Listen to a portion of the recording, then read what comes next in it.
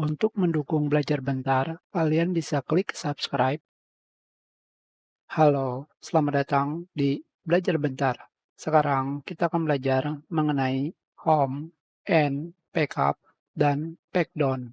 Keempat tombol ini terdapat pada keyboard, komputer desktop, ataupun laptop. Yang pertama adalah tombol backup dan backdown. Tombol backup dan backdown bisa kalian gunakan untuk naik ke bagian atas halaman atau ke bagian bawah.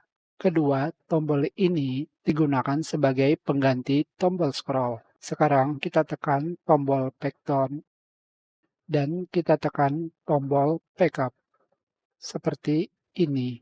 Dari kedua tombol ini, yang perlu kalian ketahui adalah jarak scroll tergantung dari nilai zoom yang kalian gunakan. Sekarang, nilai zoom yang saya gunakan adalah 100%. Jika kalian menambahkan nilai zoom-nya menjadi misalkan 240% dan kalian gunakan backdown,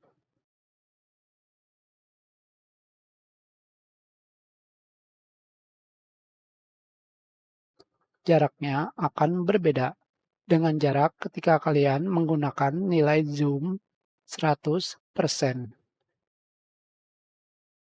Itu adalah kegunaan dari tombol backup dan backdown.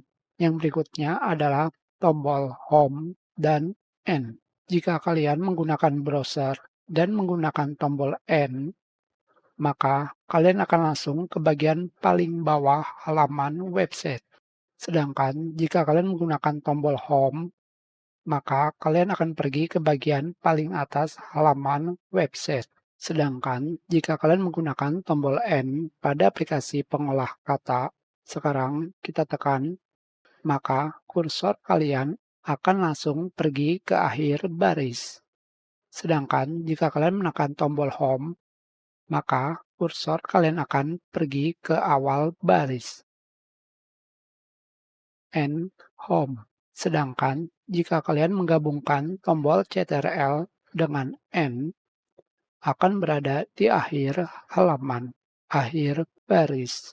Sedangkan jika kalian menggunakan Ctrl plus Home, maka kursor kalian akan berada di baris pertama, awal baris. Itulah kegunaan tombol Home dan End. Kita sudahi pelajaran ini. Terima kasih.